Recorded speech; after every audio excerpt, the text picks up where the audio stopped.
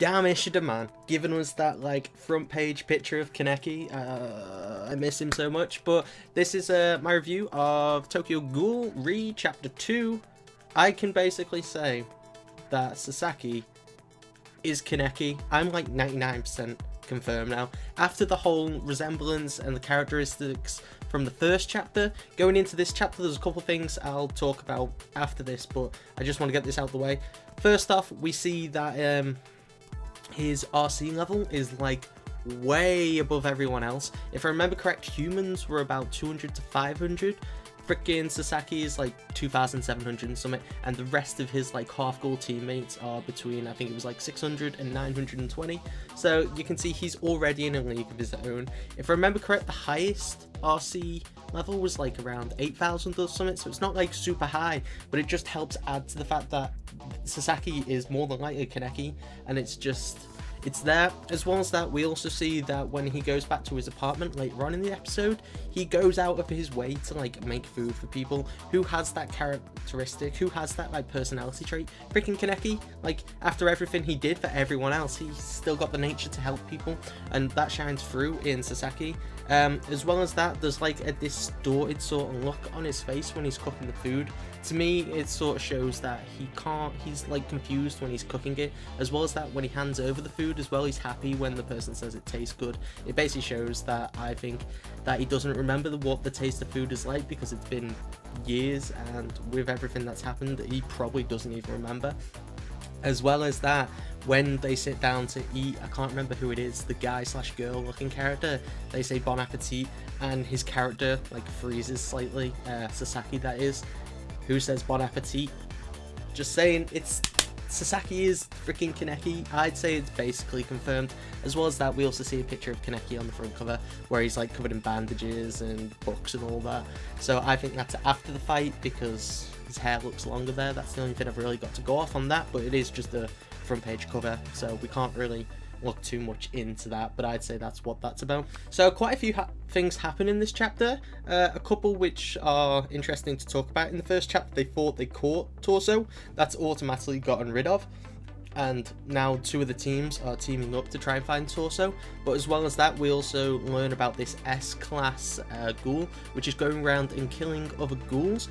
We also get a panel of that ghoul at one point, and he's asking this ghoul that he's caught, do you know who Torso is? So it's a little bit interesting. And the first thing I thought when we seen this like Serpent ghoul, because all we got was like him in a raincoat, I'm assuming it's a him, because the first thing I thought, Amon. It's probably going to be Amon or one of the CAF members, but I feel like with the way this has progressed, we've now got Kaneki in a position of the doves. It would make sense that Amon has now gone over to the ghouls. I don't know why they're trying to find Torso. I know there's a couple of theories online that it is Shu, but I don't really want to look into that too much until next week, because I feel like next week we're going to get some more progression into the story.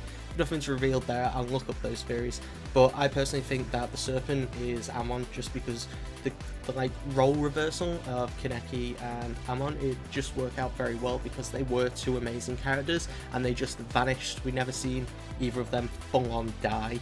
So that's personally what I think about that. As well as learning out that the ghouls can eat, we also find out that if they use their Kaguni too much, their RC levels will, I think that's the way it was put, their RC levels will get to a point where they can no longer revert back, and they can no longer enjoy eating like humans' food instead of like living off the humans. We don't find out how they're preserving like their urges to survive without eating food. If it was some part of the surgery, it isn't really explained, but it is sort of implied that after the Tokyo War, which happened like at the end of Tokyo Ghoul, it's very much implied that this doctor has been like surgically enhancing people or inspectors. It's not really said, but these ghouls do seem to have like a different sort of procedure that Kaneki went through, so it's a bit different. We don't know the full extent, but we know that they can eat, and it's interesting to say the least.